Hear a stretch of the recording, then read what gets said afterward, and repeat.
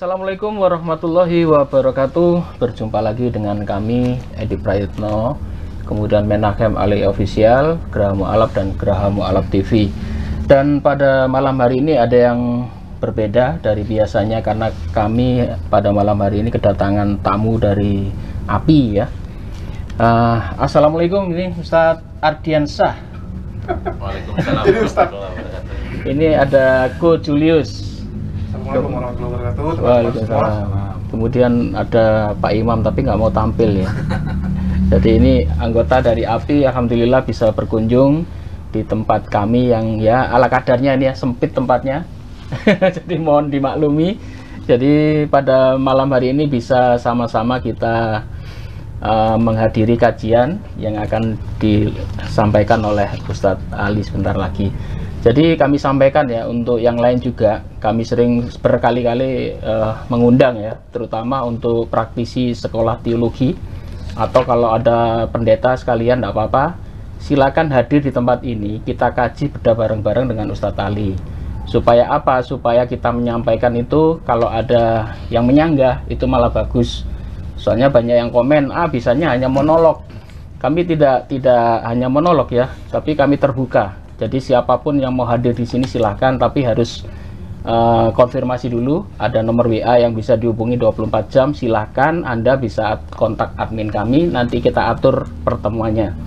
Beberapa kali dulu kita sering ketemu, ada tamu-tamu ya, dari baik itu dari Kristen atau dari teman-teman Muslim, dan kami welcome. Kami tidak menutup diri, dan Ustadz Ali juga dengan sangat senang, terutama kalau ada seorang pendeta atau yang sudah sarjana teologi atau yang sudah mahir bahasa Ibrani atau Yunani, sama-sama bedah buku di sini, silahkan, kita terbuka ya.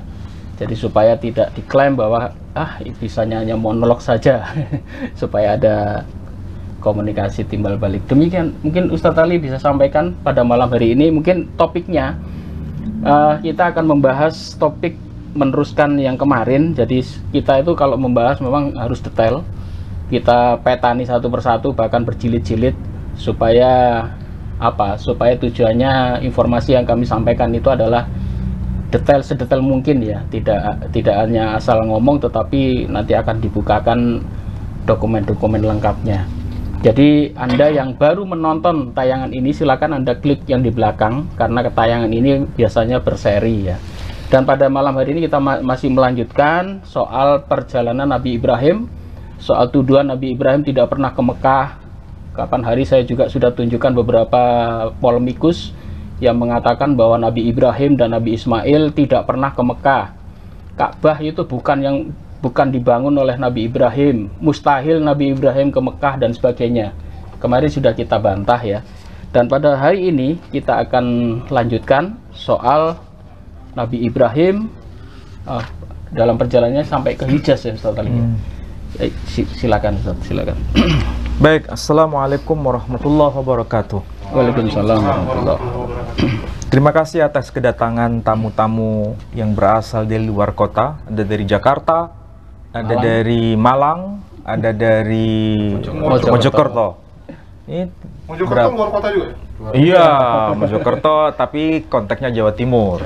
Malang juga Jawa Timur. Yang jauh ini dari Jakarta. Baik, terima kasih Pak Edi yang sudah membuka diskusi kita pada malam hari ini. Yang akan kita bahas pada momen yang sangat membahagiakan pada malam hari ini masih berkaitan dengan tema yang kita bicarakan kemarin. Jadi nanti saya berharap Julius atau teman-teman yang lain bisa menyanggah kalau seandainya ada sesuatu yang kurang tepat dalam penjabaran saya, bisa disanggah datanya apa untuk menvalidasi itu. Karena tema ini sebetulnya menjadi tema yang sangat panas dalam diskusi agama, terutama di kalangan Kristiani, menyatakan bahwa sangat mustahil itu Abraham sampai mengadakan perjalanan jauh ke kawasan Mekah, apalagi membangun kota yang disebut kota Mekah, bahkan membangun bait suci di Mekah. Itu data dari mana data yang dapat kita validasi? Apakah itu merujuk pada Quran atau ada dokumen lain selain Quran yang bisa memberikan satu argumentasi penguat mengenai data tersebut. Nah, tentu saja di sini akan saya bawakan data lintas agama dalam diskusi kita pada malam hari ini.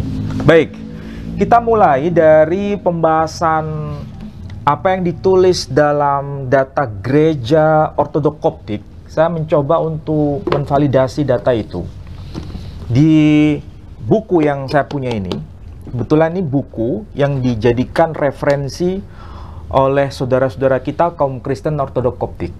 Kalau Ortodok Koptik itu pasti di Mesir, dan itu gereja besar. Di Indonesia sebetulnya sudah ada. Di Indonesia data itu dapat kita akses melalui komunitas Gereja Ortodok Koptik di Jakarta. Kalau kita lihat buku ini, jelas kan di sini ada gambar seorang tokoh besar, ya kan? Di sini kalau disebut tulisan Arabnya, ada yang bisa baca kan? Ya kan? Qidasa al-Baba Tuwadrus Al-Thani. Perhatikan nih. Kalau dilihat nih, ada teksnya kan? Kalau dibaca Qidasa al-Baba Tuwadrus Al-Thani. Ini maksudnya, ini Bapak Gereja Ortodok Koptik yang menjadi pimpinan tertinggi di Mesir. Dan saya kira kalau kita lihat gambar ini, tidak ada seorang pun yang meragukan ini adalah data dari komunitas Kristen di Mesir. Apalagi kalau kita lihat halaman berikutnya, di sini tokohnya jelas kan? Ini tidak mungkin ulama kita toh. Betul. Ini pasti dari kalangan gereja Kristen dan khususnya di gereja Ortodok, membawa lambang tanda salib juga, ya kan? Ini disebutkan Amba Evanius. Ini kan tulisannya Arab, tapi kalau dibaca itu bukan tradisi Islam, tapi bagian dari tradisi Kristen. Amba Evanius. Tidak ada seorang pun yang menyangkal data ini. Oke?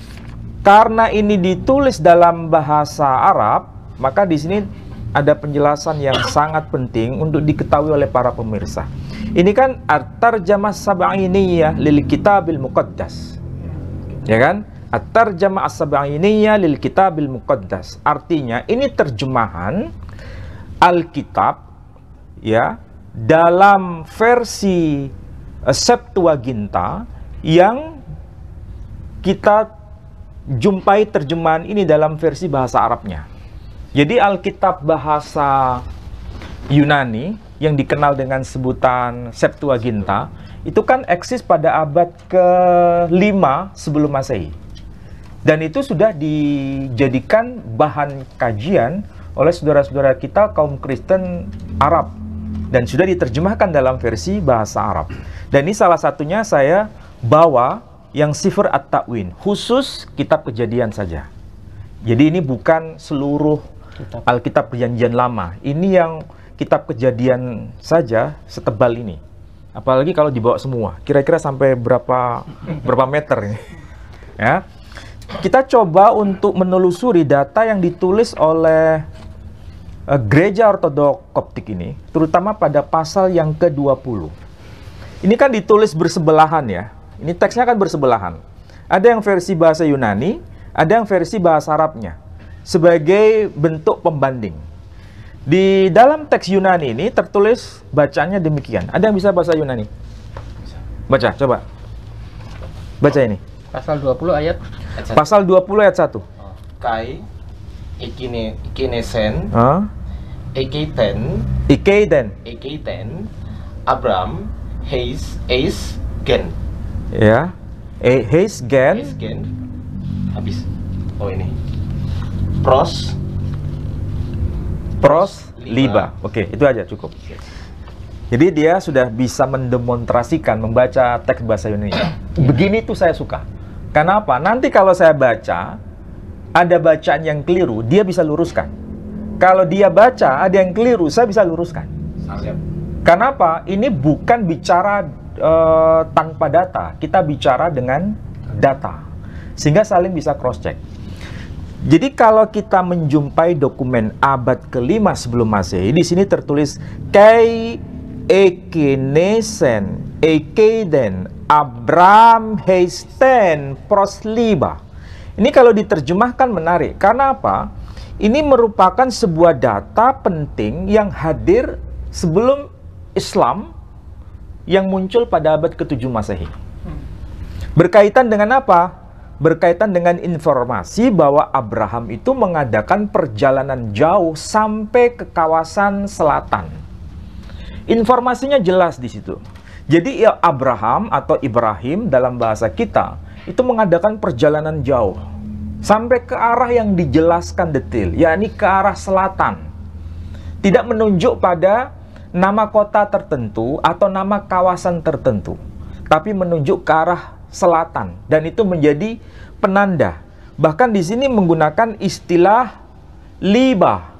Jadi kalau disebut liba, itu tidak ada yang bisa menyangkal bahwa istilah liba dalam bahasa Yunani itu artinya selatan. Bukan menunjuk pada kawasan kota Negeb. Negeb yang kita kenal dalam peta sekarang itu bagian dari wilayah Israel, letaknya di selatannya. Dan itu masuk kawasan Yehuda. Dan sebetulnya yang dimaksudkan dalam teks Septuaginta itu bukan kawasan itu. Karena kalau kita cek dari semua data sebelum era Islam, semua itu mencantumkan arah, yakni arah selatan. Itulah sebabnya kalau dalam bahasa Yunani jelas di sini tidak tertulis dengan istilah Negeb, tapi liba, artinya selatan. Jadi saya ulangi lagi, di sini tertulis kai ekineten ekeden Abram heisten pros liba, yang secara harfiah kalau diterjemahkan, kemudian Abraham mengadakan perjalanan jauh sampai ke kawasan selatan. Oke. Dan anehnya di sini, kenapa ya tidak muncul nama Abraham dalam bahasa Yunani? Karena bahasa Yunani itu tidak ada huruf H. Kalau di Malaysia mengatakan tidak ada huruf H. Jadi semua bahasa Ibrani yang ada huruf H itu jadi hilang. Ya. Jadi termasuk salah satunya adalah nama Abraham. Tidak mungkin dilafalkan dalam bahasa Yunani dengan sebutan Abraham. Berarti huruf H harus hilang menjadi Abram. Makanya di sini tertulis Abram, ya kan? Huruf H nggak ada.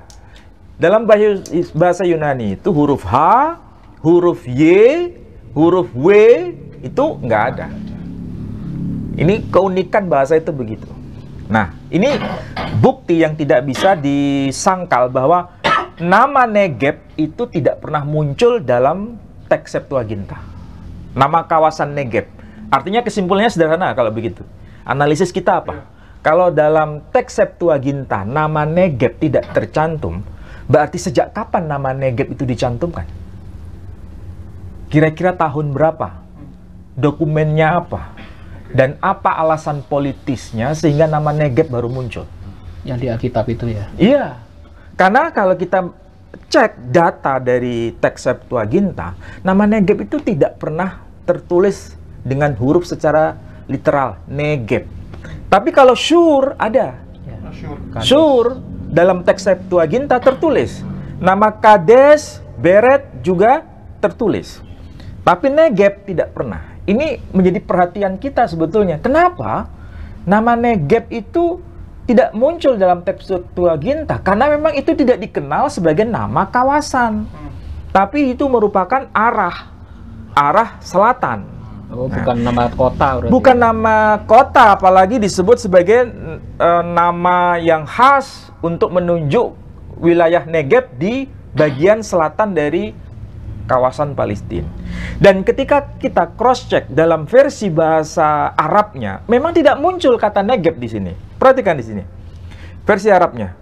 Wantaqala Ibrahimu min hunaka ilal ardi janub. Ya kan? Wantaqala Ibrahimu. Kemudian Ibrahim berangkat atau menuju ke kawasan min hunak, dari kawasan itu, ila ardil janub, menuju ke tanah selatan. Janub itu artinya selatan. Jadi versi bahasa Arab ataupun versi bahasa Yunani tidak memunculkan nama Negeb. Jadi pertanyaannya kembali pada apa yang tadi saya sebutkan. Sejak kapan nama Negeb itu baru dimunculkan? Dan kenapa? Dan kenapa? Apa motifnya? Aktivasinya. Nah, sekarang kalau kita cek ya, Alkitab bahasa Inggris yang paling awal, yang sering kita dengar yakni versi King James Version, KJV. Atau kita semua pasti tahu itu. Ketika kita cek, nanti coba dikaji itu. King James Version justru tidak menyebutkan the land of Negeb, tapi the land of South. Certain region. Coba cek. Yang versi KJV. Oh iya betul. Coba baca. And Abraham journeyed from thence toward the south country. Malah jelas kan? Coba saya baca. Di sini ditegaskan, and Abraham sojourned from thence toward the south country. Dan Abraham kemudian mengadakan perjalanan dari sana toward the south country, menuju ke negeri kawasan selatan. Oh, kalau itu disebutkan ya. Jelas kan? Tapi kalau kita cek terjemahan Alkitab bahasa Inggris, versi yang baru muncul belakangan, justru yang dimunculkan bukan South Country, tapi the land of Negeb. Itu mulai kapan? Nah, itu kita bisa cek NIV. Itu baru muncul belakangan. Era yang baru muncul di belakangan. Abad ke? Ya, era-era abad 20 awal. Tapi kalau King James Version itu 1511. Artinya kita harus validasi data-data era yang masih awal, abad 15, abad 16, dan sebagainya, itu semua menggunakan istilah the South Country, wilayah selatan, atau lebih tepatnya negeri orang selatan, ya, negeri yang ada di kawasan selatan. Tidak menyebut Negeb. Nah, dari situ berarti kawasan Negeb baru dikreasi, baru diciptakan, baru dimunculkan ketika Islam mengalami pertumbuhan. Ya, karena Dan itu masuk era kolonialisasi Barat di wilayah Timur Tengah. Sebelum itu tidak muncul istilah Negeb. Jadi ada kekhawatiran karena ini akan ada kaitan dengan keislaman yang memang berasal dari kawasan selatan. Selatan apa? Selatan dari wilayah Palestina. Dan itu merujuk pada kawasan Hijaz. Nah, yang lebih menarik lagi, sampai Yaman malah. Ya, tentu sampai ke kawasan itu. Dan ini menjadi penting. Bahkan di kitab ini terbitan tahun 1000, sebentar. Ini kalau nggak salah 1600-an deh. Saya cek dulu ya. Nah, 1000, ini coba lihat nih. 1681 kan? Iya betul. Iya kan? Iya betul. 1681. Nah, kalau saya baca teks ini malah dituliskan dengan teks yang sangat jelas di sini. Ada istilah warakhala Ibrahimu min hunaka ilal ardil Taiman. Nih, ada istilah Taiman. Padahal kita tahu Taiman itu wilayah yang berada di kawasan Hijaz. Berarti kalau begitu, apa yang tertulis dalam informasi Gereja Ortodok Koptik yang menyebut istilah kawasan selatan, dan lebih tegas di dokumen ini abad ke-16 menyebut Taiman, itu berarti jelas itu kawasan di Hijaz yang kita kenal sekarang. Siapa? Ini yang nyetak ya Kristen sendiri. Kristen ya? Iya. Ini bukan kita yang nyetak. Ini bukunya cetakan kesekian nantinya? Iya, tapi ini kan dicantumkan 1600 berapa tadi? Cetakan pertama. Saya tidak tahu secara jelas, tapi di sini ada angka ya, 1671. Ya, maksud ini kan kalau yang dipegang sama Prof Ali ini kan udah baru. Oh ya, tadi ini dicetak ulang. Biar penonton jelas, oh itu nggak mungkin nanti. Oh ya, ya jelas. Tetapi dari sini dicantumkan angka tahun yang membuktikan ini cetakan lama, kemudian dicetak ulang. Sebagai apa? Dokumen. Ya. Kalau yang cetakan lama yang sudah ratusan tahun ya bahaya. Oke. Ini pun juga sama seperti yang tadi saya tunjukkan teks Septuaginta ini. Ini kan bahasanya Yunani. Tapi yang manuskrip yang abad kelima ya nggak mungkin saya bisa dapatkan, gitu. Tapi kan dicetak ulang, dicetak ulang, dicetak ulang, dan orang bisa bandingkan itu cetakan tahun sekian, apa bunyinya sama atau tidak. Dan kebetulan yang saya bawakan ini yang sudah diterbitkan ulang, tapi dalam model dwibahasa. Yang sebelah kiri bahasa Yunani, yang sebelah kanan bahasa Arabnya. Tetapi semuanya data-data ini berbicara bahwa tidak ada satupun istilah Negeb dicantumkan. Bahkan KJV juga memvalidasi. Nah, KJV atau King James Version menyebutkan the South Country, negeri kawasan selatan. Apa itu? Sangat kabur. Tetapi semakin jelas ketika kita validasi dengan data abad ke-16 tadi, menyebut kawasan Ardi Teiman. Di mana itu? Kawasan Hijaz. Tidak ada kawasan lain. Artinya kalau begitu, ini senada dengan informasi yang ditulis dalam tradisi Yahudi. Ini kan tradisi Kristen semua yang tadi saya hadirkan. Tradisi Yahudi yang kemarin juga saya sempat singgung, itu kan karya dari Rabbi Saadia Gaon ini. Saadia Gaon Al-Fayyumi.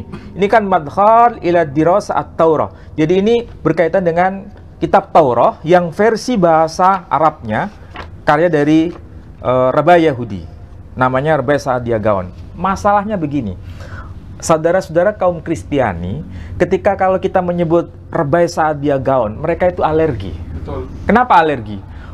Itu rabi yang pro dengan Islam. Ini kita tidak bicara mengenai ini pro atau kontra. Pertanyaannya, adakah satu bukti di antara rabi-rabi Yahudi yang menentang pendapat dari pernyataan Rabbi Saadia Gaon? Betul. Itu yang kita minta. Kalau seandainya ada data, satu rabi saja yang menentang pernyataan Rabbi Saadia Gaon, maka betul yang disampaikan Rabbi Saadia Gaon itu hanya merupakan interpretasi pribadi. Ya, opini sendiri. Betul, betul. Tapi kalau seandainya tidak terbantahkan, berarti diakui bahwa apa yang dia sampaikan itu merupakan tradisi yang dia dapatkan dari generasi sebelumnya. Sehingga saling ada cross-check. Betul, betul. Ketika saya baca dokumen-dokumen, ternyata Rabbi Saadia Gaon itu dikutip oleh rabi-rabi besar, pernyataan beliau itu. Pertama, dikutip oleh Rabbi Ezra, Ibn Ezra. Dikutip oleh Radah, Rabbi David Kimhi. Dikutip oleh Maimonides. Siapa yang tidak tahu Maimonides? Rabbi Moshe ben Maimon. Siapa yang tidak tahu? Semua orang-orang Yahudi, bahkan rabi-rabi Yahudi sangat tahu ini semua. Moreh Nefuchim yang ditulis oleh Maimonides itu sangat dikenal. Dan beliau itu mengakui apa yang disampaikan oleh Rabbi Saadia Gaon. Artinya, Rabbi Saadia Gaon itu adalah tokoh besar yang diaminkan oleh rabi-rabi besar lain. Pertanyaannya sekarang, saya mengajukan data. Tolong tunjukkan satu bukti, satu rabi yang menentang pernyataan Rabbi Saadia Gaon. Tidak ada. Tidak ada satu. Apa yang ditulis oleh Rabbi Saadia Gaon? Di pasal yang ke-20, ya, ini kalau saya baca, tolong dicek ya di sini. Ini dituliskan, "Tsumma rahala min thamma Ibrahimu ila balad al-qiblah." "Tsumma rahala min thamma Ibrahimu ila baladi al-qiblah." Coba perhatikan nih. Al-qiblah berarti kalau diterjemahkan, kemudian Abraham mengadakan perjalanan jauh dari sana menuju kawasan Balad Al-Qiblah. Apa itu Balad Al-Qiblah? Negeri Al-Qiblah. Negeri arah sembahyang. Pertanyaannya, kalau Al-Qiblah, itu kan kita hanya mengenal dua kawasan. Ya, Pertama, kawasan yang ada di Palestina. Yang kedua, tidak ada tempat lain kecuali kawasan yang ada di Hijaz. Kita tidak menemukan adanya tempat suci atau rumah suci yang ada di Negeb sekarang. Ada nggak? Dan memang tidak pernah ada. Ya, karena itu cuma tanah tandus. Itulah sebabnya. Jadi istilah Negeb itu baru dimunculkan belakangan. Tidak pernah eksis pada masa-masa awal. Supaya apa? Supaya ini semakin yang jelas, semakin tidak jelas. Berarti disisipkan. sengaja dimunculkan Disamarkan. untuk apa ya, negeri Hijaz ini tidak nampak. Padahal di teks Rabai Sa'adiyah Gaon ini sangat-sangat jelas ketika menyebutkan apa itu teksnya itu, ya, dengan istilah Negeb kalau bahasa Ibraninya itu kan ada kaitan dengan Syur, ya toh. Nah, Asyur itu apa? Ternyata di dalam teks Rabai Sa'adiyah Gaon, Sur itu adalah nama lain dari Al-Hijaz. Perhatikan tuh, coba cek di Kitab Kejadian pasal yang ke-16 ayat yang ke-14. Kejadian. 16 ayat yang ke-7 dulu.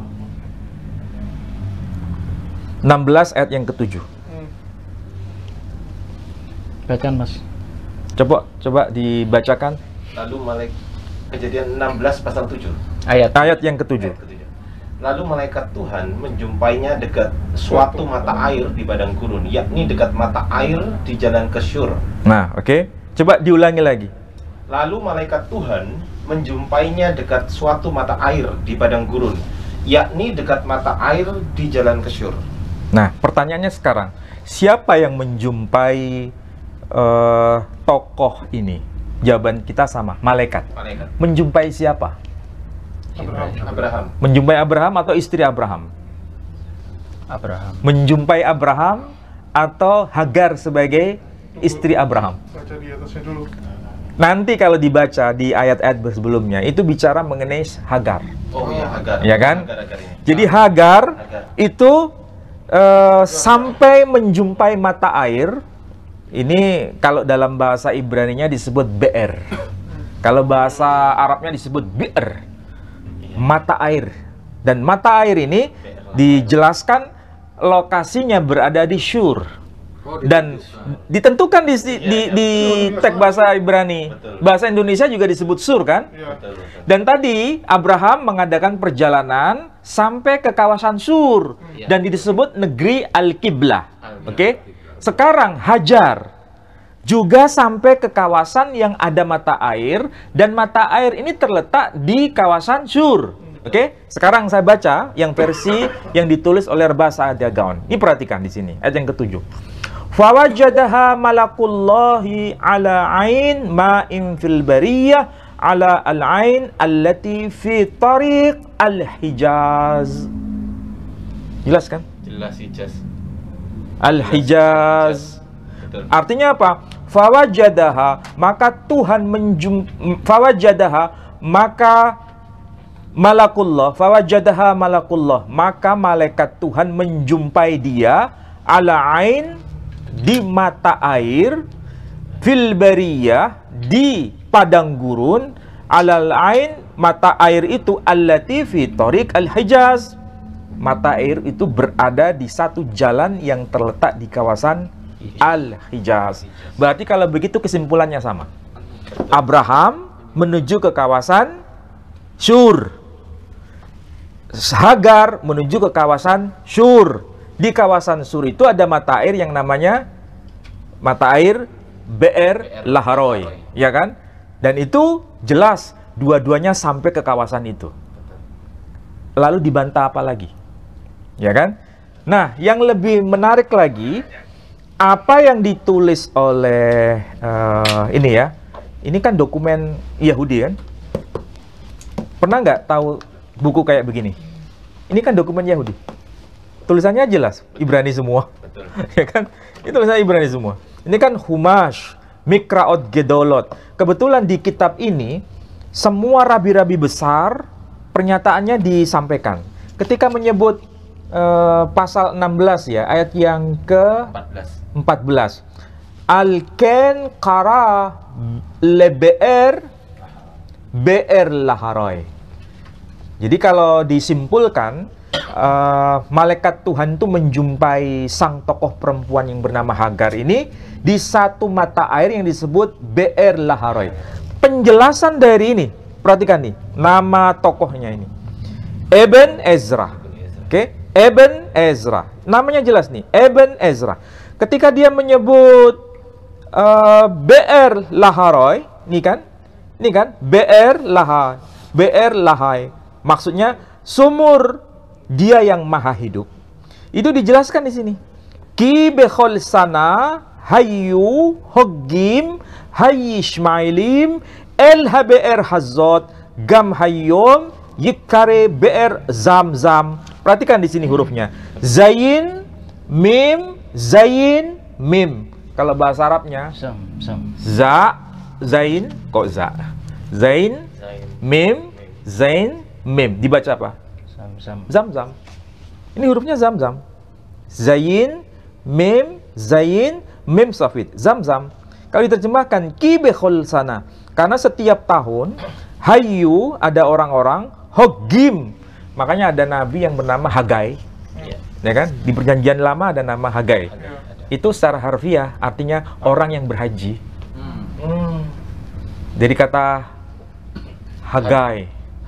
Hagai. Goy itu artinya Hagai itu orang berhaji. Hayy Ismailim dari kalangan kaum Ismail. El HBR Hazot menuju sumur itu.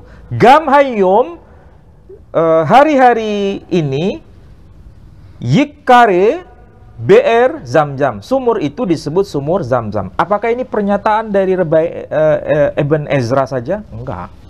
Dikuatkan dengan Saadia Gaon. Dikuatkan lagi nih. Rabbeinu Bahye. Ini kan kalau disebut Rabbeinu Bahye, apa yang dia omongkan di sini? Ketika dia bicara mengenai al-ken kara leber BR laharoy, dia memberikan penjelasan. Sama. Ki bekhol sana hayyu hayy ismailim hoggim el HBR hazot gam hayyom yikkare BR zam-zam. Sama. Jadi ini dokumen Yahudi jelas mengatakan mata air yang ada di kawasan Syur itu maksudnya adalah Zam-Zam. Sama Prof dengan data yang saya buka. Iya, jadi kalau kita membuka dokumen ya, mau dokumen cetak, mau dokumen online, pasti sama. Artinya apa yang saya omongkan ini bukan tipu-tipu. Betul. Saya tidak memanipulasi data. Dan barangkali ada teman-teman yang nggak paham bahasa Ibrani, Prof. Di sini ada bahasa Inggrisnya, teman-teman. Iya, ya bisa lah. Ada bahasa Inggris. Yang aku sama ini. Cuma di sini ada masalah di sini. Iya. Ini kan disebutkan and is called the well of Zamum. Iya. Pertanyaannya, Zamum itu apa? Iya. nggak ada artinya. Nggak ada artinya. Karena kalau kita lihat dalam versi bahasa Ibraninya, Zamum itu kata yang tidak bisa diungkap asal usulnya. Tapi kalau Zam-Zam jelas di sini tertulis Zam-Zam. Betul. Yang saya bingung, Prof, untuk syurnya gimana tuh? Kenapa? Syur itu kan kalau menurut orang sebelah itu Mesir, perbatasan Mesir dan Israel. Pertanyaannya, pernyataan itu dokumennya apa? Kan kita harus mengatakan kepada orang yang menyanggah itu dokumennya apa untuk mengatakan itu sebagai Daerah situ. daerah Mesir. Iya. Dokumen tertua apa? Kalau kita lihat, Saadia Gaon sudah menyebutkan Al-Hijaz. Saadia Gaon hidup tahun berapa? Betul. Iya toh? Lebih tua. Betul. Justru yang menyebutkan dokumen-dokumen yang menyebutkan apa kawasan Hijaz itu kita bisa akses melalui dokumen tradisi Yahudi. Tradisi Kristen yang menyebutkan Sur itu ada di kawasan Mesir itu dokumen abad belakangan. Betul. Pertanyaannya kenapa ya sampai Diubah ke situ. digantikan posisinya di Mesir? Kenapa? Apakah karena Islam itu begitu kuat sehingga ini kalau semakin ditopang dengan data-data eksternal itu Islam semakin kuat. Ya. Tapi yang merencanakan perubahan itu juga bukan main-main artinya ya? Ya artinya mereka sudah tahu. Saja. Sudah Sangat tahu. sistematis ya? Tapi ada yang bilang gini, Prof. Ali, antara apa tadi PR Laharoy antara Beret dan mana itu? Kadesh dan Beret. Itu mereka sampai buka peta katanya sudah bukan di situ ini.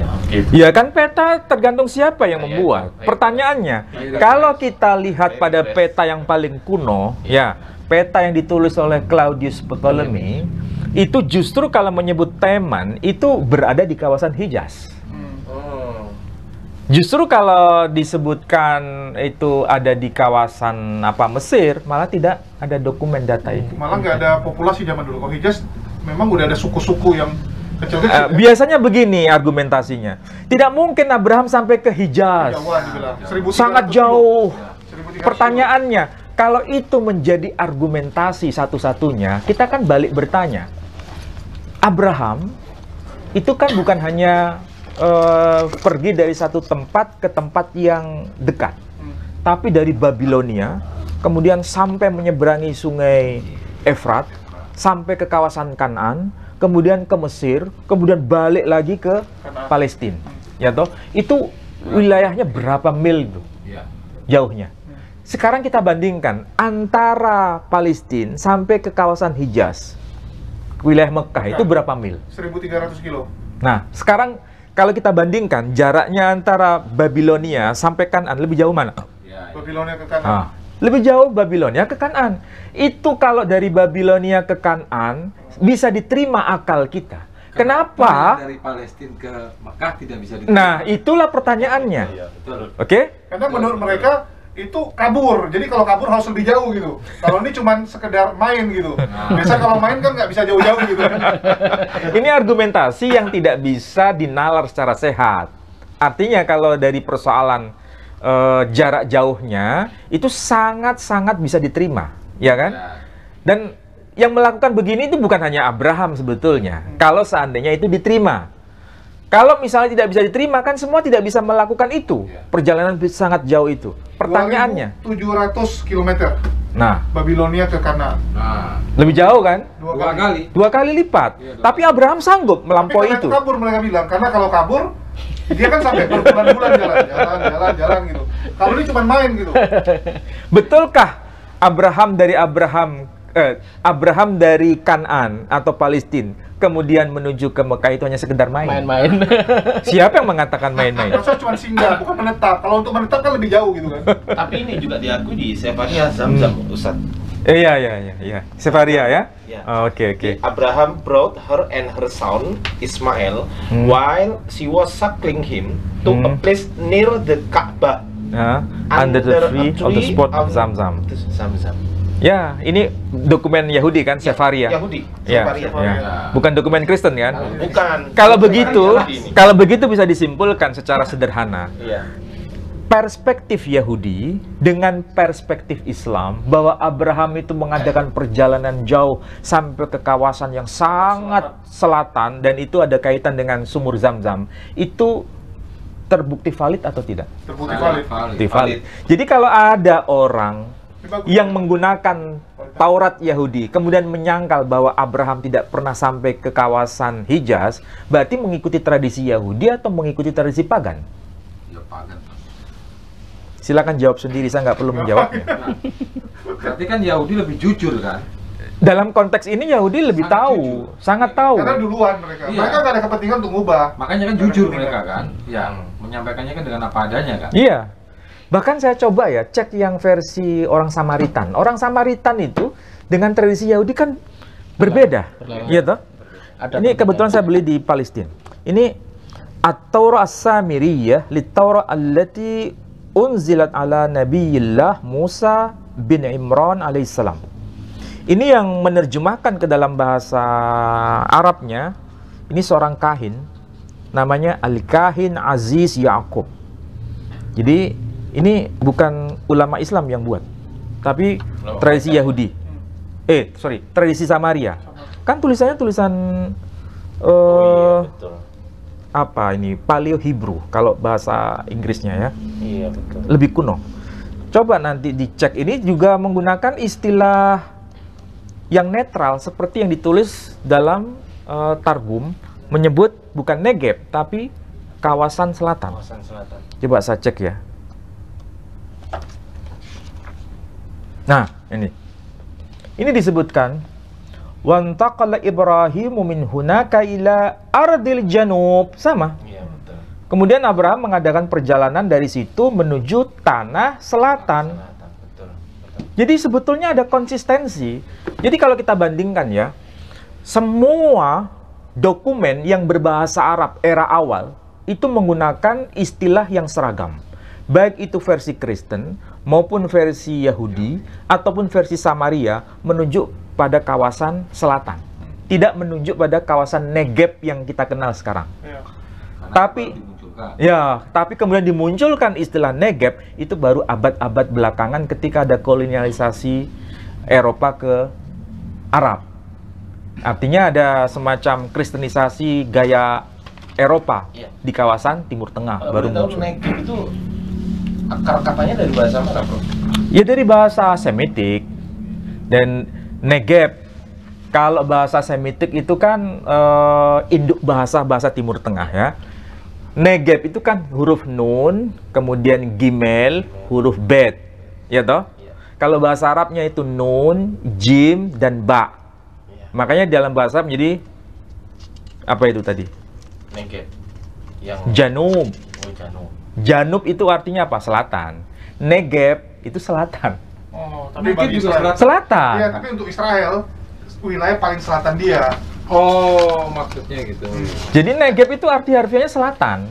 Kayak kita Jawa Timur gitu, tapi ya bukan paling Tapi timur. orang Kristen memahami lain.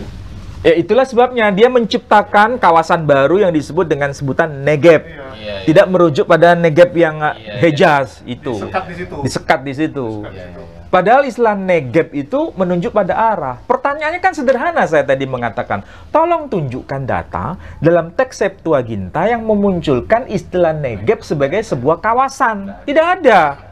Yang ada itu arah, selatan. Oh, selatan dijadikan nama daerah. Iya. Nggak ada depannya lagi gitu. Sama seperti istilah Laharoi, itu kan menjadi sebuah nama. Dan nama lainnya adalah Zamzam, itu nama. Sur, itu nama. Kadesh, nama. Beret, nama. Tapi kalau Negeb itu bukan nama. Itu sekedar arah. Sekedar arah. Penunjuk berarti. Menunjuk. Jadi jelas di situ bahwa kita harus mengkonfirmasi data yang lebih awal dibandingkan dengan data yang lebih belakangan. Itu beda maksudnya. Makanya kalau kita cerdas membaca dokumen gitu ya, nggak usah jauh-jauh yang pakai bahasa Ibrani. Kita pakai yang bahasa Indonesia saja. Bahasa Indonesia itu kan yang muncul adalah tanah Negeb. Iya. Iya. Ya kan? Coba cek. Betul. Iya, tanah Negeb tadi udah. Tanah Negeb kan? Tapi coba cek yang karya Klinkert. Bisa dicari. Oh, bisa. Klinkert. Klinkert. Klinkert itu terjemahan Alkitab dalam bahasa Indonesia edisi awal. Ya, edisi awal. Klinkert. Cari yang kitab Kejadian pasal yang ke-20 ayat yang ke-1. Klinkert. Oh, di Ledeker juga ada selatan. Nah, coba baca Ledeker dulu. Ledeker itu kan edisi yang paling awal itu. Nah, coba baca. Saat bermula, maka berangkatlah Ibrahim dari sana ke tanah selatan. Nah, iya kan? Tapi Ledeker tuh udah tahun 1500 ke atas loh padahal. Kalau tidak salah 1800-an deh. Mungkin karena dia ambil DKJV. 1700. Mungkin, ya, Karena dia mungkin. ambil DKJV kan. 1700. Ya, 1733. Ledeker menyebut Abraham menuju ke arah selatan, ya. Sekarang bandingkan yang versi Klinkert ada? Klinkert nggak ada di sini. Nggak ada. Nggak ada di sini. Klinkert. Kalau yang saya cek versi Klinkert itu juga menyebut tanah selatan. Artinya ada konsistensi bahwa Alkitab versi Melayu atau Indonesia generasi awal itu tidak menyebut nama Negeb, DKJV diambil. tapi menyebutnya tanah selatan. Kenapa baru muncul sebutan Negeb? Itu ternyata baru muncul era-era belakangan. Ketika Islam di Indonesia sudah mulai pesat. Ya. Nanti diganti lagi tuh pasti.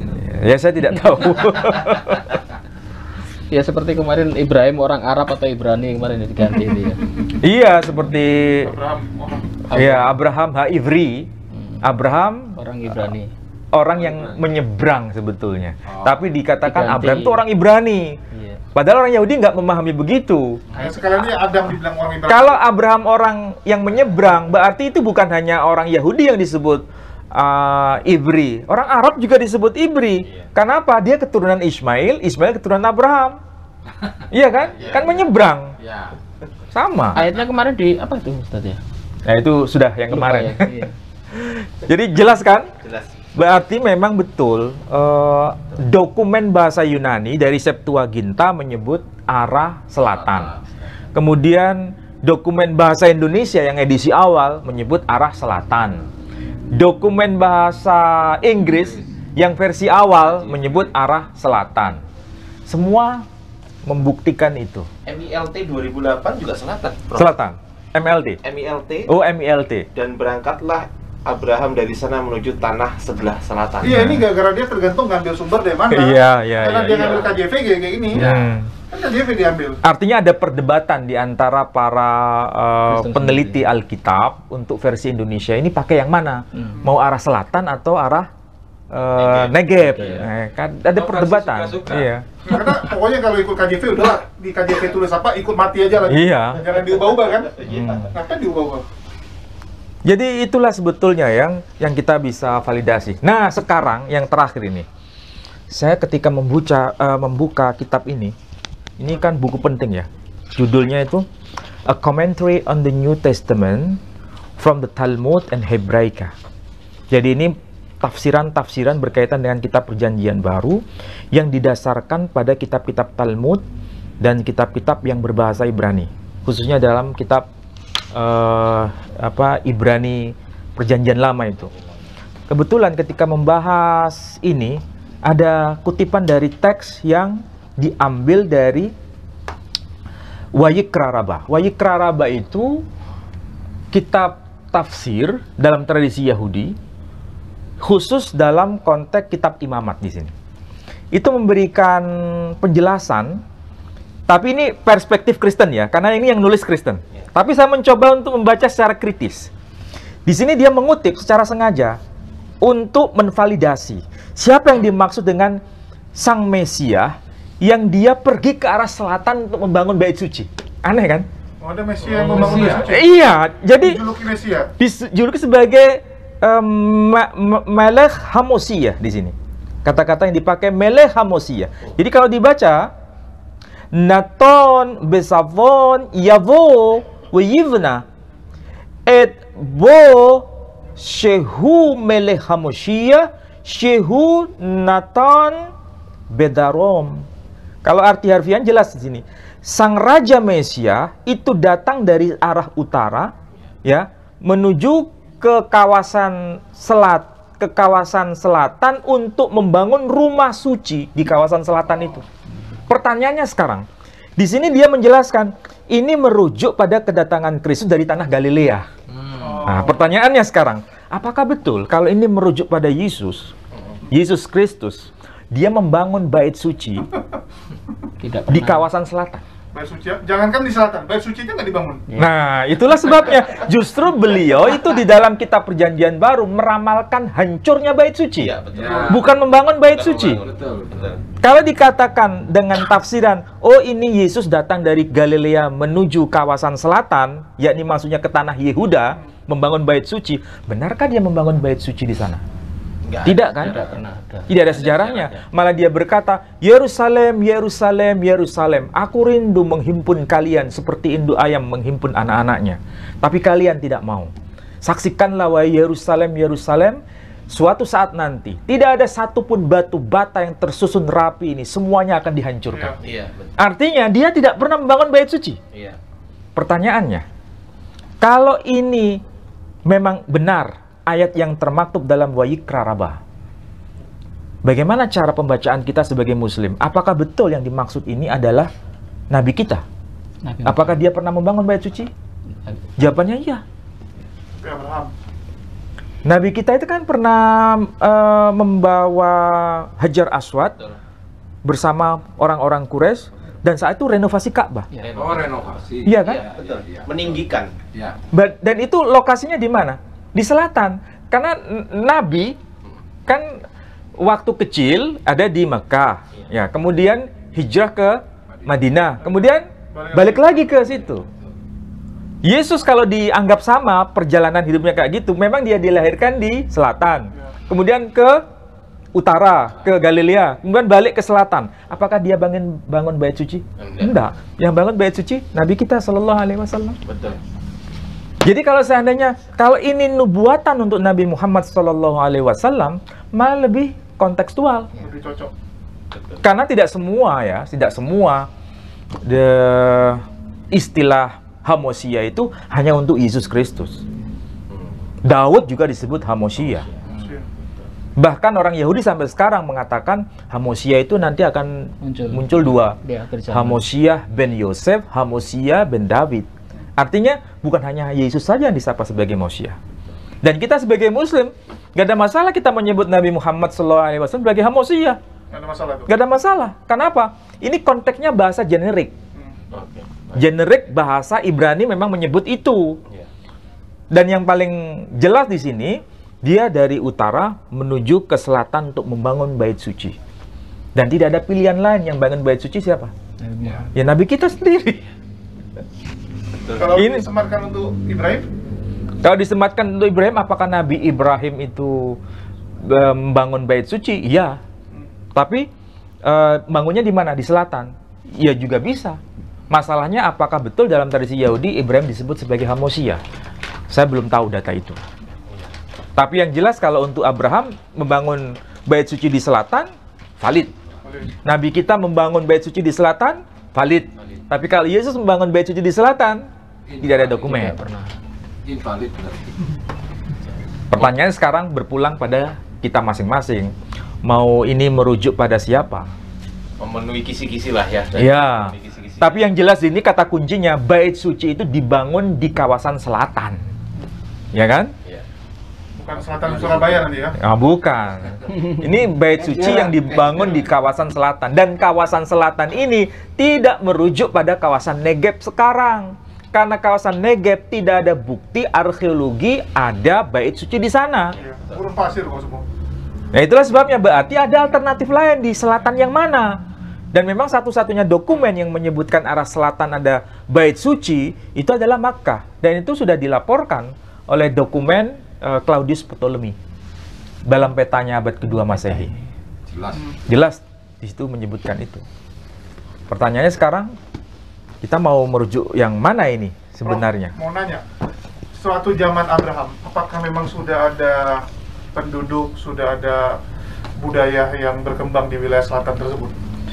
Kalau kita melihat pada dokumen-dokumen ditulis pada era abad kedua, ya ini kan dokumen abad kedua itu, dokumen Claudius Ptolemy. Nama-nama itu dimunculkan, membuktikan bahwa kawasan itu adalah kawasan yang ada penghuni. Itu abad kedua. Ada gambar. Jadi sebelum Islam, maksudnya sebelum risalah Nabi kita Muhammad SAW, itu kan abad ke-7.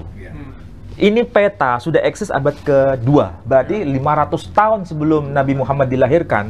Ini kota-kota sudah dikenal, termasuk kota Makuraba, kemudian kota Yathrib. Ada penandanya itu kayak bangunan tuh. Berarti kalau ada bangunan, ada penduduknya. Ada benteng lah.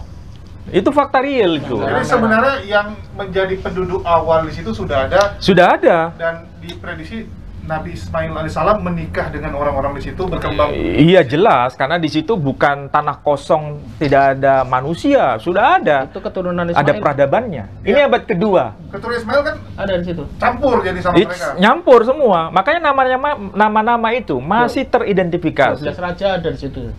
Termasuk suku Qais itu ada Kasaniti. Kemudian ada suku Iolisite, itu kan suku Ilyas. Dan itu nama-nama suku yang mewakili suku keturunan Ismail. Iya. Jadi intinya abad kedua itu ini kawasan yang ramai. Ya, karena diprediksi Yaman itu tanah yang sangat subur. Iya, Yaman iya. itu sangat subur. Dan di sini ada bendungannya, disebut Ma'riba di situ. Sudah ada bendungan. Ada disebut Ma'riba. Kalau bahasa Arabnya Ma'rib, bendungannya. Bahkan disebut Ma'riba Cosmopolit, artinya kawasan kosmopolitan pada masa abad kedua Masehi. Karena jalur perdagangan ya, Yaman tuh penghasil buah-buahan juga. Jadi ini abad kedua. Kalau begitu, sebelum abad kedua bagaimana dokumen itu dapat kita akses? Ya kita bisa lihat dari Bible sendiri kan. Iya. Ada satu tokoh yang namanya Ratu Sheba. Ratu Seba itu kan berada di daerah Yaman. Selatan Dia, pokoknya. iya kan, itu kawasan selatan. Iya. Tapi dia sampai ke utara menemui Raja Salomo. Kalau dikatakan itu kawasan gersang, ngapain dia sampai ke sana? Iya tuh? Nggak, kerajaan apa dia di situ kan? Makanya, Mau menemui siapa di situ? Kalau bisa? artinya pada masa Abraham itu juga kawasan yang dihuni. Dan- Masalahnya mereka Dan beliau perempuan lagi. Nggak, yang lucu, tapi ada yang tulis Ratu Seba Indonesia, Jawa Barat. Siapa ada? Ada yang bikin ya, dari Indonesia. ya juga itu ada. tidak Apa valid itu? data itu. Ya, Naik kapal jauh kali dia. seperti Nabi Sulaiman di Jawa Tengah. Kayak kapal apa? Nabi Ya seperti zaman Abraham ya kita harus membuka data arkeologi memang. Bahkan kalau nama Abraham itu kan tidak muncul dalam dokumen-dokumen sezaman. Pada masa itu kita belum menemukan datanya itu. Terlalu lama. Terlalu lama karena sudah terlalu lama. Kalau zaman setelah beliau masih bisa diakses. Karena mungkin kebudayaan zaman dulu tuh budaya untuk mencatat nggak sekuat setelah itu. Ya. Ya, tapi budaya tulis sudah ada karena pada masa Hammurabi sudah ditulis kan. Tapi kan Hammurabi, iya ya. Hammurabi. Mau tanya Prof, ini kan misal kita dalam ranah perdiskusian, terus kemudian menunjukkan data-data yang valid seperti ini tadi, terus kemudian lawan diskusi kita itu menyalahkan tesis kita tanpa dia ada antitesis sama sekali. Bahkan mereka berpedoman, saya jelaskan. Pokoknya. Saya jelaskan. Intinya saya jelaskan, Prof. Sedangkan saya menunjukkan. Menunjukkan data. Menunjukkan data. Saya tunjukkan, saya buktikan, saya bacakan. Lengkap sudah. Dia jawabnya hanya saya menjelaskan. Pertanyaan saya, Tidak ada menunjukkan data sama tidak sekali. ada. Saya Nah, itu jelaskan berarti hanya gimana. interpretasi. Kalau interpretasi tanpa didukung oleh data yang valid, maka interpretasi itu bagaikan fata morgana. itu. Dan itu sangat tidak mendidik sebetulnya. Betul. Argumentasi itu berbasis pada data. Dan data itu harus merujuk pada data yang lebih senior dibanding data yang sekunder. Data primer itu sangat penting. Kalau ada, kalau nggak ada minimal yang sekunder. Kalau nggak ada sekunder, tersier. Iya. Tapi kalau hanya sekedar interpretasi, argumentasi tanpa basis data, semua orang bisa orang berargumentasi liar. Omong kosong. Omon-omon. Ngapain dihadapi? Iya. Tinggalin. Dan itu sangat tidak mendidik dalam diskusi apapun, baik diskusi agama atau diskusi apapun. Ini suruh nih. Akan dipakai nanti setiap masalah Ishak dan Ismail. Pasti rame dibahas itu. Itu masih dibahas. Mungkin ada yang mau dipertanyakan lagi, silakan. Mumpung kita kumpul ini. Ya intinya jelas Tan. Sudah jelas. Artinya kalau Abraham sampai ke tanah Hijaz itu bukan sekedar klaim sepihak dalam tradisi Islam. Kalau sekedar tradisi Islam ya itu kan cukup diimani saja. Iya. Ya kan? Iya. Tapi kalau itu dianggap sebagai fakta historis, ada data pembanding. Prof, barangkali nanti ada bahasan lagi mengenai umatnya Nabi Musa. Itu juga ada annual health seperti ke Mekah misal, dari Bible misal mau dibahas gitu. Waktu Atau- dia ini ya. Waktu kan Musa tuh pernah ini ya, Yes. pernah sampai ke kawasan ini kan, Yes. apa namanya itu, Mertua- ke padang gurun itu. Iya, tuh. mertuanya Oh siapa? ya. Kejadian berapa ya?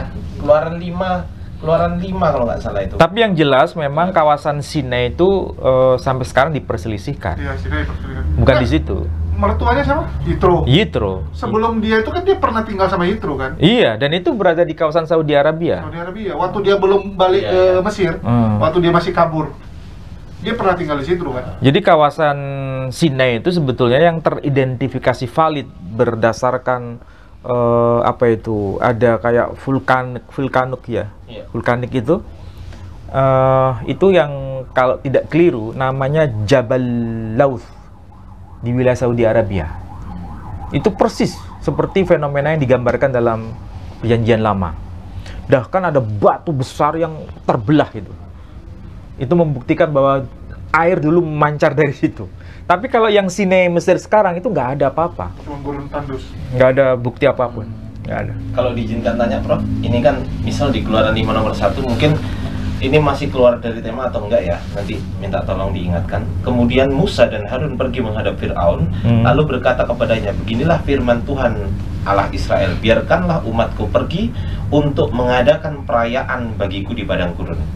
Setelah saya klik mengadakan perayaan ini, Prof, ini ada Hagab. Hagab ini menurut mereka sendiri, Bible mereka sendiri, ternyata di sini diartikan sebagai Hajj. Ini oleh mereka sendiri. Make a pilgrimage, keep a pilgrim feast, Arabiknya Hajj. Dan ini ditujukan keterangannya langsung Mekah. Ya, kalau berdasarkan data ini ya, ini kan salah satu data yang kuat membuktikan ini. Kristen sendiri. Saya punya dua data dari Kristen, dari Blue Letter Bible dan juga dari Bible Hub. Artinya, dia meminta izin untuk naik haji, besar jadinya ya. Iya, kok bisa ada hajinya juga di Kristen gitu loh. Bukan di Kristen dong, Musa dong. Oh iya. Jangan lama. Maksudnya di atau Kitabnya mereka. Kan belum jauh di Dia bingung ini datanya Kristen atau datanya Yahudi. Karena Bible, tapi orangnya orang Yahudi. Tapi Bible. Iya, tapi Tapi orang yang Yahudi. dibahas kan Keluaran. Iya. Itu loh. Ya kalau kita membuka data-data, mau data fisik maupun data online, Itu kirim. kalau bisa divalidasi ya siapa yang bisa tolak? Paling mentok itu gini, Bro. Oh, itu salah itu datanya. Mentok itu. Ya kalau itu yang dijadikan argumentasi ya semua orang boleh lah Iya. berkata demikian. Ngaco. Itu salah datanya. Itu mentok itu sudah. Nggak bisa. Pertanyaannya data itu salah menurut siapa dulu? Di menurut dia, Ya kan? Iya. kemampuan dia untuk menyalakan data itu apa gitu. Ya sama seperti tadi itu Hajar nggak mungkin sampai ke Hijaz, Betul. ya toh? Betul. Padahal tradisi Yahudi mengatakan Hajar itu sampai ke sumur Zam-Zam. Orang Indonesia naik haji jalan kaki nyampe kok. Iya, betul. Malah saya baru saja. Zaman modern lagi. Yang modern lagi. Udah lebih panas lagi sekarang. Zaman dulu naik apa ya?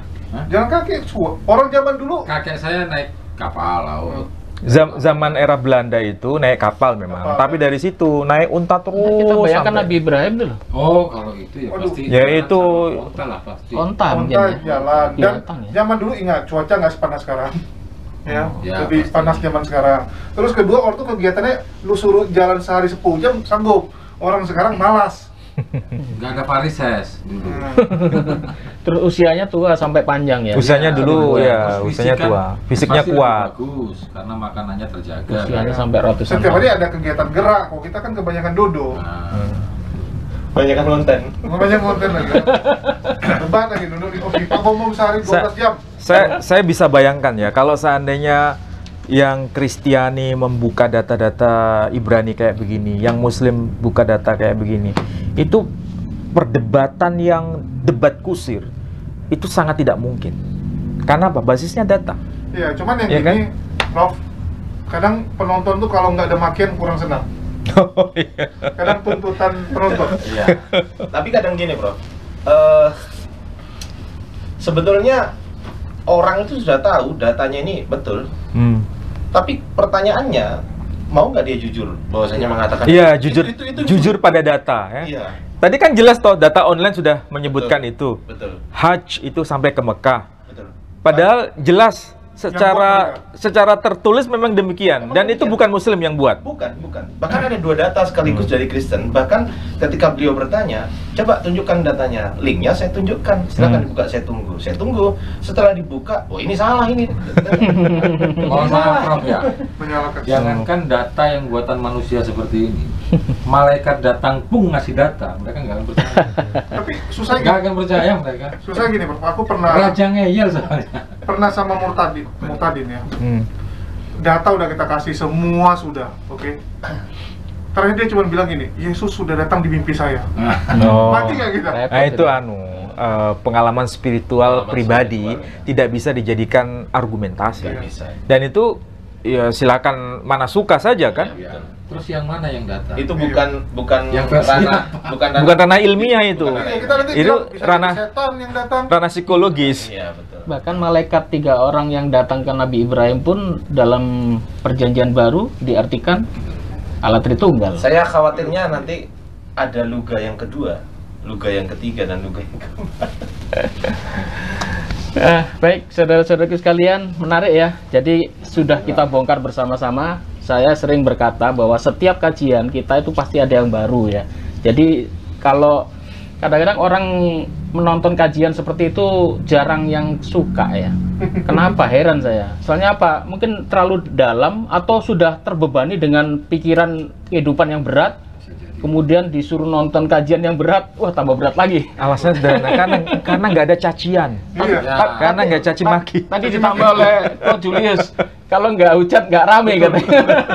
Memang netizen kan seperti itu, saling hujat itu malah. Padahal kajian ini penting ya. Di setiap kajian Ustadz Ali itu pasti ada yang baru. Oh, daging semua. Tapi biasanya tuh terletak di belakang, bukan di depan.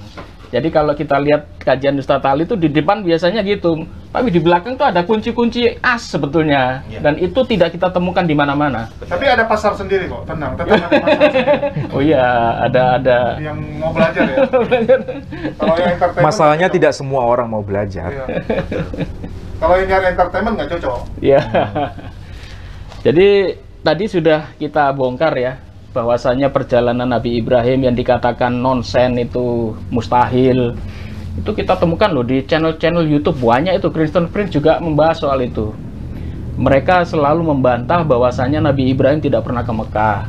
Nabi Ismail tidak pernah ke Mekah. Tapi tanpa alasan. Tanpa alasan. Ini Tanpa data bukan data dari Muslim loh. Dari awal kita cerita panjang lebar bukan dari Muslim ini. Data Kristen, data Yahudi Data semua Yahudi seragam. dan memang ini data primer ya. Soalnya kan awal ini. Soalnya kalau kita bahas Nabi Ibrahim mau tidak mau kita harus buka kitab Yahudi ya. Biasanya orang-orang Islam itu kalau dengar kata Yahudi udah alergi duluan soalnya. Malah yang membuat saya itu semakin shock ketika ada Muslim yang komentar, untuk apa kita menggunakan data-data Yahudi? Sudahkah kita tidak puas dengan dalam Al-Quran? Iya. Kadang-kadang ini orang sudah berpikir secara cerdas atau tidak?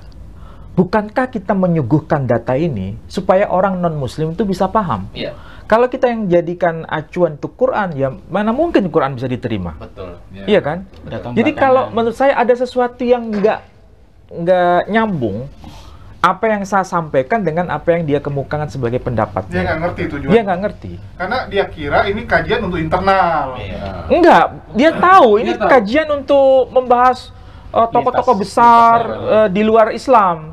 Tapi bagi mereka cukup dengan Quran selesai. Itu tidak menyelesaikan masalah. Kenapa? Kalau kita jadikan Quran sebagai argumentasi, maka Quran itu dipertanyakan statusnya. Iya. Karena mereka menolak. Karena mereka menolak. Betul. Lalu bagaimana yang kita harus jadikan acuan? Berarti dokumen yang mereka terima. bisa menvalidasi apa yang disampaikan oleh dalam Quran. Iya. Itu kan seharusnya. Ya, tapi kita harus luruskan lagi, Ustadz Ali di sini tidak anti Al-Quran ya. Iya. Tetapi sebetulnya kita meluruskan apa yang tertulis di dalam Al-Quran dengan data-data lama. Begitu. Menguatkan sebetulnya. Membuktikan bahwa yang disampaikan Al-Quran benar. Betul. seperti Itu poinnya sebetulnya. Betul poin itu. Bukan berarti kita ini anti Quran. Kalau menggunakan Quran sudah cukup, ya sudah selesai. Tapi masalahnya apakah non-Muslim bisa terima Quran? Ya. Ya kan? Kan tidak semua. Ini kan bukan siraman rohani. Ini kan bukan tausiah di masjid. Tausiah di masjid. Ini adalah bicara kepada komunitas lintas agama. Ya kan? Kadang-kadang Ustadz Ali kalau berbicara, kita letakkan dulu agama. Kita Kosongkan. bongkar-bongkar kitab. Kosongkan agama. Nggak tahu agama apa kita dulu ya. Baru. Makanya kadang-kadang saya ini begini, bertanya kepada kita semua dan sahabat-sahabat kita. Di dalam Quran kan ada nama kota yang khas ya, disebut kata Yathrib. Iya. Ya, Iya. dalam Quran tuh Iya. muncul, kalau tidak salah sekali seingat saya muncul dalam Quran. Pertanyaannya begini, apakah kata Yathrib sebagai nama kota itu baru direkayasa ketika Quran itu muncul? Iya kan? Ya. Kan boleh kan orang berpikir Ya. seperti itu, boleh, silakan. Mau mengkaji Quran kayak begitu modelnya, silakan. Tapi masalahnya tidak mungkin Quran itu salah. Kenapa? Quran ketika sudah menyebutkan satu istilah, pasti bisa divalidasi dengan dokumen-dokumen lain. Betul. Dan ternyata betul, kalau kita lihat dokumen Claudius Ptolemy abad kedua, dia sudah menentukan nama Yathriba itu abad kedua. Dan itu tercatat di peta ini, peta Claudius Ptolemy, namanya Yathriba. Mana tuh? Dekat pantai. Pak yang agak ke mana nih? Makuraba. Itu di atas tuh. Ya. Itu ada Yatripa. Ini Makuraba, ada bangunan di arah utaranya ada Yatripa. Berarti dokumen itu abad kedua, Quran abad kelima. Berarti ada berapa abad? 500 tahun. 500 tahun. Nah, ini kan bukan bicara soal keyakinan, ini bicara validasi data. Beragama seperti ini bukan membuat orang semakin keluar dari Islam, malah semakin dia kuat dengan Islamnya. Tapi yang hal seperti ini, banyak di antara saudara-saudara kita Muslim, ya, menganggap kita ini kurang ajar terhadap Quran. Padahal bukan itu maksudnya. Justru untuk membuktikan Quran itu pasti benar. Mantap. Baik, jadi sudah terjawab ya. Ternyata apa yang tertulis bahwasanya Nabi Ibrahim berjalan ke arah kota Najeb, Ke arah kawasan Selatan. Hijaz, apa itu tadi? Di kawasan Negeb. Negeb. Nah, ternyata Katanya Tebet. ternyata Negeb itu kalau kita lihat di data-data awal tadi ternyata nggak ada kata-kata itu. Berarti ada yang ditambahi. Berarti Al-Quran terbukti lagi bahwasanya mereka merubah-rubah. Ada yang menambah-nambahi, ya kan? Ini terbukti. Karena kata itu sebetulnya nggak ada. Nabi Ibrahim itu sebetulnya berjalan ke arah selatan. Bahkan disebutkan ke arah Hijaz. Ternyata ya kata-kata itu diganti, disamarkan dan sebagainya. Tujuannya apa? Wallahu alam ya. Tapi yang jelas kita tidak ikut campur urusan mereka. Kita hanya meluruskan saja ya. Mungkin ada yang mau disampaikan, Ustaz? Silakan, Ustaz. Ya, terima kasih penjelasan yang saya bukan Ustadz ya. Aku pikir mau panggil Pak itu. Yang pertama saya bukan Ustadz, yang kedua alhamdulillah terima kasih atas penjelasan dari Profesor Menahem Ali yang menurut saya sudah di luar akal saya. Nggak pernah kita bahas soalnya. Nggak pernah kita bahas dan Baru dapat info. dan kitab-kitabnya pun saya baru lihat. Harus hari ini. sering-sering ke sini. Ya boleh nih. Insyaallah. Kan dekat. Nanti tiap Rabu sini. Berguru ke Ustaz Ali. Enggak apa-apa. Tiap Rabu yang sini. Tiap Rabu ke sini. Dan kajiannya sangat-sangat Daging tanpa menurut tulang. saya belum pernah dapat seumur hidup, baru kali ini. Baru kali ini. Biasa lihat di YouTube. Biasanya cuma lihat di YouTube. Makanya kenapa Lebih setiap seru kali langsung. ditampilkan oleh panjenengan itu saya screenshot. Sampai sekarang masih ada screenshotnya.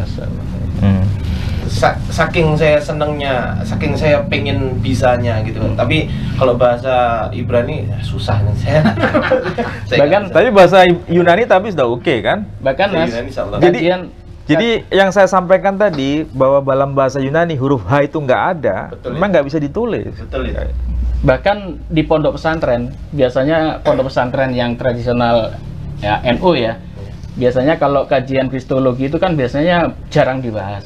Tetapi saat ini Tambak Beras, pondok pesantren Tambak Beras itu mewajibkan santrinya untuk menonton. Alhamdulillah. Karena memang ini bahkan bunyainya itu sampai beli Alkitab untuk belajar. Dan alhamdulillah di sana kalau setiap kajian malam Jumat santrinya suruh nonton, nanti dikasih pertanyaan sama bunyainya. Kalau nggak jelas bunyainya nanti tanya ke Ustaz Ali. Lebih menguatkan ya. Iya, untuk para pemikir ya, apalagi di kalangan pondok pesantren itu kan para remaja yang pemikir semua gitu loh. Kalau mereka hanya disuguhkan dengan kajian yang sempit, tidak melihat lintas agama, lintas kitab dan sebagainya, nanti pikirannya nggak berkembang. Dan ada pondok-pondok pesantren sekarang sudah membuka, Mulai terbuka. Iya. Makanya kalau pondok pesantren besok ini hari santri ya. Tadi Ya, hari ini ya, hari santri ya. Mudah-mudahan ini para santri banyak yang menonton acara kita dan mereka itu sebetulnya aset menurut saya sih. Betul, Karena betul. penguasaan bahasa Arabnya itu luar biasa, luar biasa. ya kan? Basicnya luar biasa dan itu ilmu dasar yang mereka sudah pegang. Masalahnya buku-buku atau kitab yang mereka akses ini kebanyakan hanya bicara soal fikih. Betul.